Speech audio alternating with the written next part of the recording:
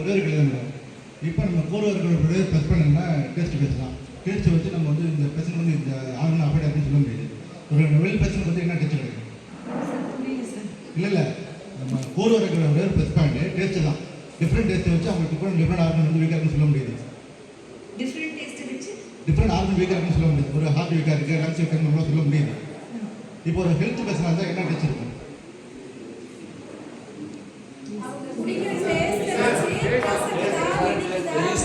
அப்படின்னா particular organ டிஸ்டர்ப்னா நம்ம சொல்ல முடியாது. அப்படியா? அதாவது டேஸ்ட் வச்சு அவங்களுக்கு வந்து ஹார்ட் வீக்கு, லங்ஸ் வீக் அப்படின்னு சொல்ல முடியும். எனக்கு தெரியல சார். இது I am not aware of that. Sir அது பேட்ச் டு பேட்ச் கொஞ்சம் டேஸ்ட் வேரியேஷன் வருமா இருக்கும் பிகாஸ் நேச்சுரல் ப்ராடக்ட். வந்து ஜஸ்ட் நாங்கள் ஃபீல் பண்ண எக்ஸ்பீரியன்ஸ் ஃபீல் பண்ணி இப்போ சிலருக்கு வந்து பார்த்தீங்கன்னா ஒரே வீட்டில் ஒரே பாட்டில் கொடுத்தா ஒருத்தருக்கு கொஞ்சம் லைட்டாக பெட்டர் டேஸ்ட் இருக்கும், ஒருத்தருக்கு வந்து காரமாக இருக்கும். இப்போ நாங்கள் இந்த வாத பித்தா கபா இருக்கு இல்லையா, கபா ஃபீலிங் இருக்கிறவங்களுக்கு சளி பிடிச்சவங்களுக்கு கொஞ்சம் காரமாக ஃபீலிங் இருக்கு. அது 1 day 2 day தான் இருக்கும் அந்த ஃபீலிங். அது பாருங்க, அதை வச்சு நம்ம இது சொல்ல முடியாது.